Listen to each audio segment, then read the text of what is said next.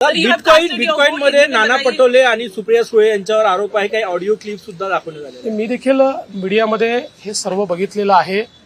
माझं स्पष्ट मत आहे की या संदर्भात योग्य इन्क्वायरी झाली पाहिजे.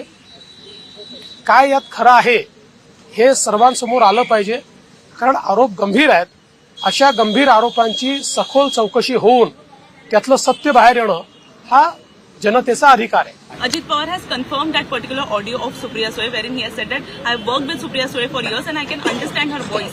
Supriya Sule has said that this is forged and my voice is not there in that particular audio. देखिए, पहली बात तो यह है कि वॉइस जो है वो सुप्रिया ताई जैसा हमको ध्यान में आता है, हम उसको कह सकते हैं कि सुप्रिया ताई का वॉइस है. लेकिन विथ ऑल फेयरनेस मैं ये कहता हूं कि दूध का दूध पानी का पानी हो जाए. अगर कोई वॉइस डॉक्टर करता है तो इमीडिएटली आपको